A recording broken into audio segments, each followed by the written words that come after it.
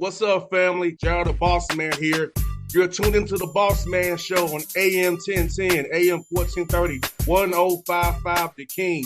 Let the King out at 105theking.com and the Bossman Show at bossmanshow.com. Hit me up on Instagram, The Bossman Show, Twitter at Bossman Show, and Facebook, Bossman Show. It's the Bossman on your radio. Listen to the Bossman Show with your host, JR, Saturdays at 9 a.m. right here on AM 1010, The King. What's up, good people? BetOnline is your number one source for all your betting needs. The latest odds, lines, and matchup reports for baseball, boxing, golf, and more. BetOnline continues to be the fastest and easiest way to place your wagers, including live betting and your favorite casino and card games available to play right from your phone.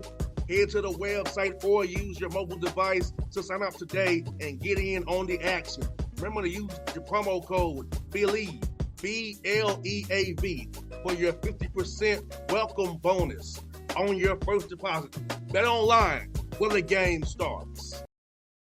BS3 Network, changing the way you watch TV. Yes, BS3 Network, changing the way you watch TV, covering content and hot topics from A to Z, sports, music, society and culture, movie reviews, you name it, we have it. Check it out on bs3network.com or check us out on Roku, BS3 TV on Roku, as well as check out your favorite podcast on all podcast platforms or Spreaker.com/BS3 Network. You are now tuned to BS3 Network.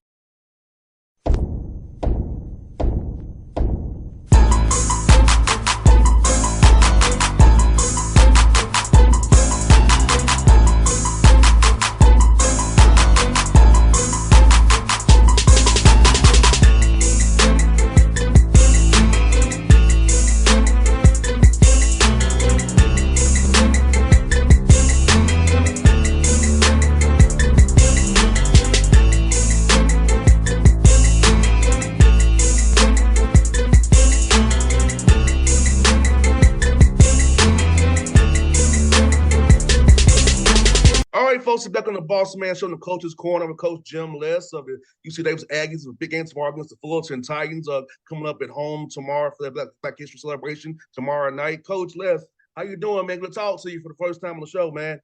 I'm doing great. Thanks for having me. Excited to be on. Yes, sir, Coach. You know, this wild coaching profession that you're in and that we all love, man. You've been here since 2011. Talk about that, man, and how crazy times have gotten. You had a job this long with one place where the administration has your back, and you don't have to worry about someone's going to be showed all the time. Well, other coaches have to in this business. Well, I'm blessed to be at an unbelievable university. UC Davis is the fifth or sixth best public school in the country, depending on which poll you look at. It's a beautiful part of Northern California. We have a beautiful campus, and I'm surrounded by just great people and great leadership. So it's been a blessing for me and my family to be a part of this university now for 13 years. And as you said, in the coaching profession, that doesn't happen all the time. And so feel very fortunate to be at this institution. And you know, one of my main driving forces with coaching is being able to mentor these young men, 18 to 22-year-old young men who are at a crucial point in their life, and to feel like you have some impact in the direction and how they, formulate their thoughts and actions and habits. That's really what motivates me. And I love being in the office, being in the gym, and being around these young people every day. It keeps me young. I hear that, Coach. No doubt, man. And Coach, I'm asking Coach Les, when did you get the bug to want to coach? I know you was a player. You got drafted by Atlanta Hawks here. They waived you, but you came back in the 94, 95 year. At what point in your basketball career did you decide you want to get into coaching and give back in this matter? Well, it's interesting. I was the true, as a player, kind of the vagabond. I was just year over year, just fighting, scratching, clawing to hang on and stay in the league. But I always felt like I had to be a student of the game. I wasn't as athletic, big, quick, fast as a lot of the guys I was trying to compete against. So I always felt I had to know the game a little bit better. And so I really studied the game. I studied our coaches. I studied back then. Film wasn't as prominent as it is today, but it was starting to emerge. So I immersed myself in studying film and just trying to be, a true student of the game. And I think when I got out of playing and finally retired, and I was 33 at the time, I was like, I needed a break from basketball because I'd been traveling. It was tough on our family, not necessarily knowing where you're going to be year in and year out. But after about 3 or 4 years of being in the private sector, I was given an opportunity to be an assistant coach with the WNBA Sacramento Monarchs here in Northern California. And that was the first, entree into coaching and kind of giving back and seeing if all that knowledge I had attained, if I was able to communicate that. And I was blessed to be around some unbelievable players, Ruthie Bolton Holyfield and Yolanda Griffith, some of the best women's players in the world who ended up representing the USA in the Olympics. And it was at that time, spending time with them, being at practice. They were coachable. They were working hard. And it was like, hey, you know what? The game's been good to me. This is my opportunity to give back to the game and help some players achieve their goals like so many had helped me. 100% coach, like you said, now my dad was a coach too, so I kind of respect. My dad's 84 years old. He still charts games to this day. When I watch a game with him, he asks me about actions, off-ball actions. What are you seeing, son? I'm like, Dad, I'm supposed to You watch the can't game get it and out of relax. our system. Once it's in there, it's in there forever. Yeah. I love it. I'm like, I just want to spot the game with your dad. I ain't trying to talk shop today, man. But my dad loves it like that, man. He really does love it. And Coach, that's for you, man. I feel like for you, how have you seen college kids change from 2011 at UC Davis, 2 years at Bradley is before this, but how have you seen kids change over 20 years of coaching in D1 basketball? It's changed quite a bit. It's one, social media has changed. The perceptions of the game, and just I think there's so much attention on these young people, and with attention comes pressure. So I think kids are under a lot of pressure now because everything is videoed and everything is cameraed, and you gotta have your workout out on social media. You gotta have just all those things that you're trying to get likes and trying to get attention. So the biggest thing is what we try and do is just stay to the grassroots of basketball, and that's, hey, let's get in the gym, let's roll up our sleeves, let's work on the fundamentals. And it's not necessarily going to be pretty for the camera. It's not going to be something that's going to get wows on social media, but just the old-fashioned philosophy of we're going to dribble it better, pass it better, shoot it better than most. And if we do that, good things are going to happen. So I do think there's way more distractions than like when you and I were growing up, way more distractions. And I think now there's so many people in these student athletes' ears about, hey, do it this way, do it that way. And I think as a coach, it's always a challenge just to keep them centered on, hey, you know what? We as a coaching staff want what's best for you. We want to put you in a position to be successful. Trust us. And in order to get that trust, I think we've got to build really strong relationships, which we spend a lot of time with our guys off the floor, building a relationship that is based on trust, and it's based on a high level of communication. And I think once you have that, then you can get on the floor and go, hey, and I know you're getting it maybe from different angles, but trust me that I've been there, I've done that, and we can help put you in a position to be successful and reach your goals. But the distractions are way more today than they were, 13 years ago or even 22 years ago when I first started coaching. 100% coach, because I got out of school in 2003. There was no Facebook. I got out of school. It was on Facebook. I got out of school. So it's like, yeah, man, it has changed so much, coach. And also, I feel like now with the transfer portal, NIL, you have to kind of always recruit your guys the whole time, or have they play very well. Those are above the Big West level, go try to hit them up while you're already on your team, which is blows my mind. So it's just like it's just a whirlwind right now, Coach. How you deal with on and off the floor with guys now. Yeah, it is.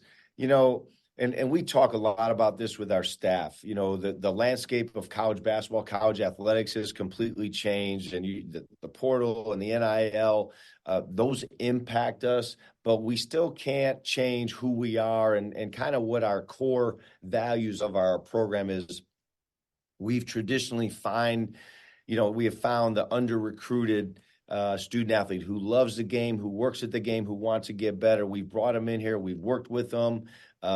They've gotten better within our program, and they've grown. And now the reality, as you know, is, and I've got coaching friends all over the country that tell me, just so you know, we're watching your roster, we're watching your stats, and there's guys we like, and that's just a reality for us now. And I think we're building relationships with kids, and sometimes, Elijah Pepper, who's our best player, is the 15th leading scorer in the country. He's averaging 21 points a game. He scored over 2,000 points.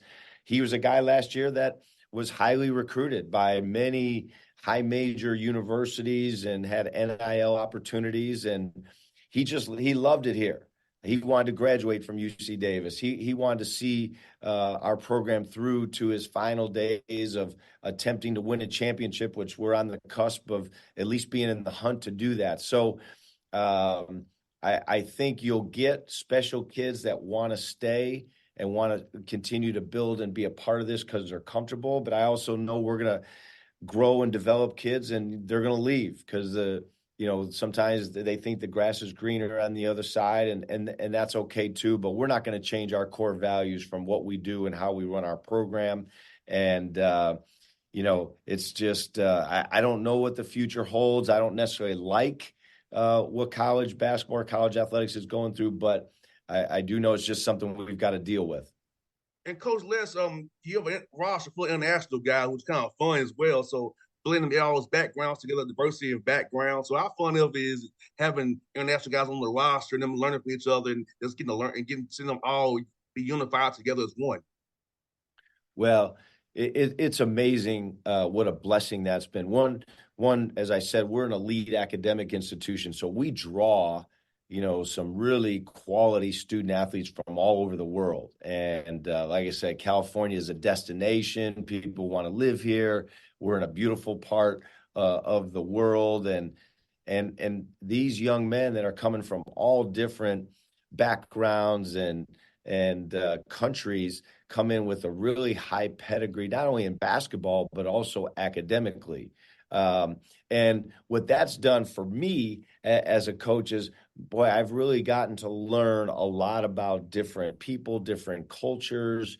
These guys speak multiple languages when they come in there. So not only have I grown in my knowledge of the world and trying to continually learn, but I think it's been great for the culture of our team because we're understanding how other walks of life live and some of their belief systems and some of their cultural identities that we wouldn't necessarily know about. And traditionally, we've taken a foreign trip every 4 years, and we have a young man from Croatia. So last year, we were able to go back to Croatia, and it was amazing being able to experience his culture back in his hometown, and his family embraced our team. And it's been a very enlightening and bonding experience for the continuity and connectivity of our team, having those international guys here. And Coach, I saw this fun stat about your team. You're number 26 in first turnovers in all of D1. Number 26 of 350 some schools of sport turnovers. Talk about how important it is to force turnovers on defense and have active hands and knowing your rotations and knowing your personnel to be able to do that. Yeah, we want to play fast, and as you know, being a coach's son, sometimes people play fast. They just think of it offensively. Well, what generates our ability to play fast is our defense and our defensive pressure. Forcing teams, making them uncomfortable, being able to get our hands on balls, forcing turnovers, and then getting out in the open floor.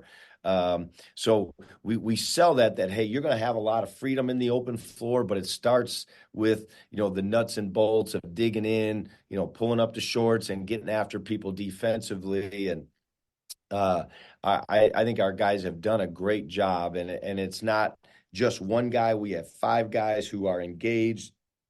They're on a string together. And we always talk about it's not 1 versus 1, it's 1 versus 5. And it's amazing what that defensive pressure has been able to do, not only to disrupt teams, but it's also been a really good offense generator for us out in the open floor, and we're pretty explosive. So that's one of the things that we sell. Our guys have bought into that. They work hard at it, and they take pride in it, and they want to move up the ladder. 26 in the country isn't good enough for them. They want to move up higher. No doubt, Coach Les. And also, man, rebound the basketball, but you're not both defending well for 29 seconds. You don't get that rebound, you back at it for 20 more. Talk about the importance in possession with a rebound or a steal or deflection to get out and open and get the offense going early so you can get those primary break, secondary break shots before defense gets set. Yeah, those first rebounds are huge, and we spend every day working on blockout drills. And it's a habit. To me, it's something that if you do it every day, it becomes a habit. If you're just thinking it's going to show up on game night or on game day or when you're scrimmaging, I think that's a little bit of fool's gold. So we make sure that our guys understand, and I've been blessed to be around some really good rebounders over the course of my coaching and playing career, and they always haven't been the tallest or the guy that jumps the highest or the longest.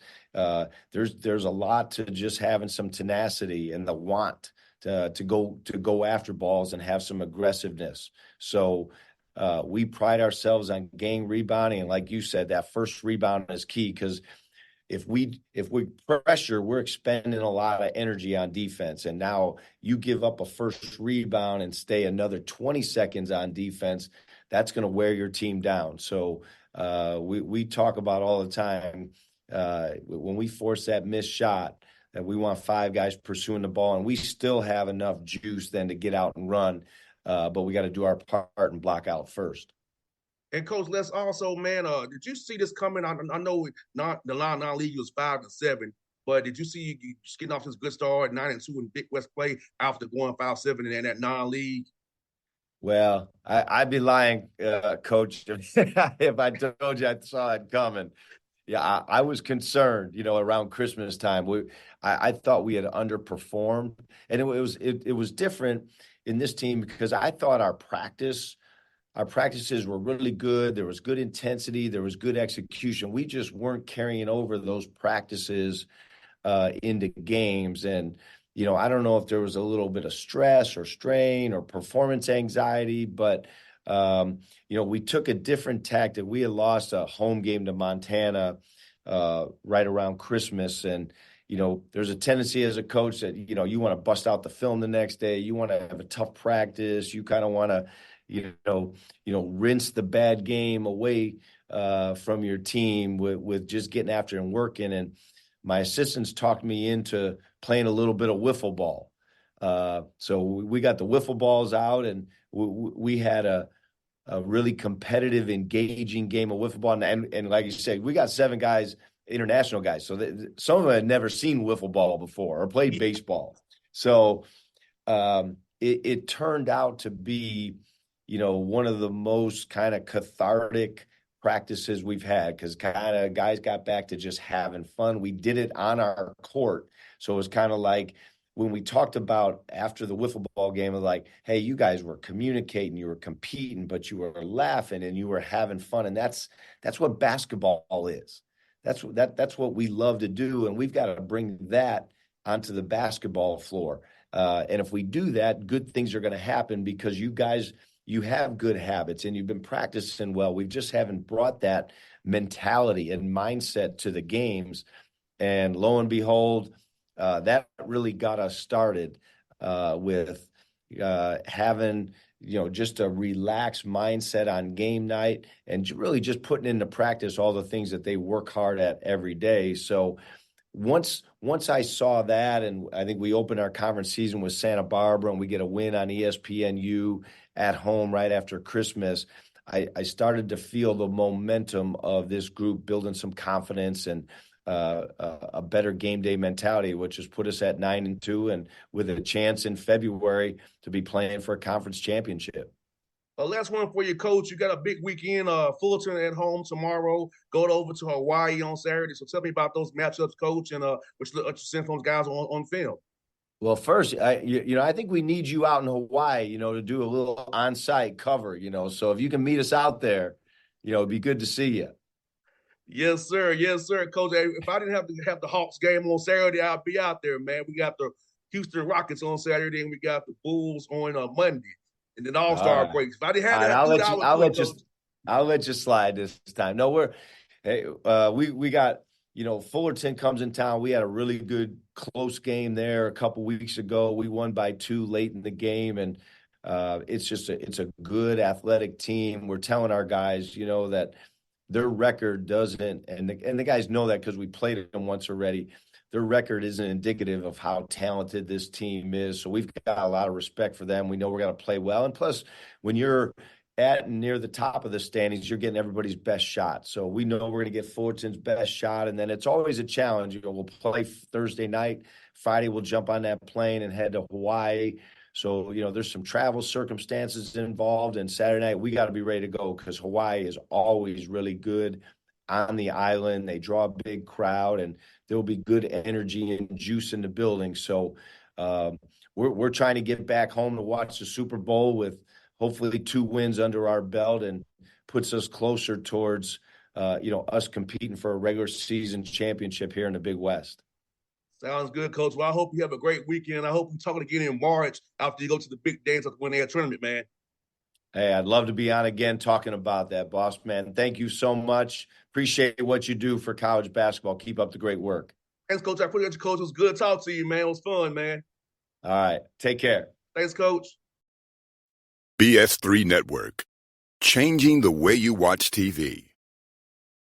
Yes, BS3 Network, changing the way you watch TV, covering content and hot topics from A to Z. Sports, music, society and culture, movie reviews. You name it, we have it. Check it out on bs3network.com or check us out on Roku, BS3 TV on Roku, as well as check out your favorite podcast on all podcast platforms or Spreaker.com/BS3 Network. You are now tuned to BS3 Network. What's up, good people? Bet Online is your number one source for all your betting needs. The latest odds, lines, and matchup reports for baseball, boxing, golf, and more.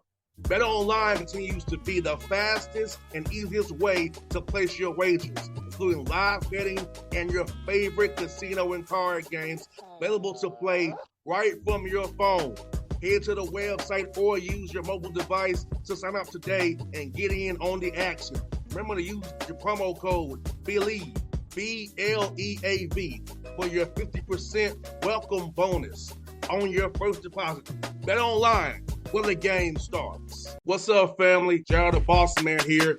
You're tuned into the Bossman Show on AM 1010, AM 1430, 1055 The King. Let the King out at 105theking.com and the Bossman Show at bossmanshow.com. Hit me up on Instagram, The Bossman Show, Twitter at Bossman Show, and Facebook, Bossman Show. It's the Bossman on your radio. Listen to the Bossman Show with your host, JR, Saturdays at 9 a.m. right here on AM 1010, The King.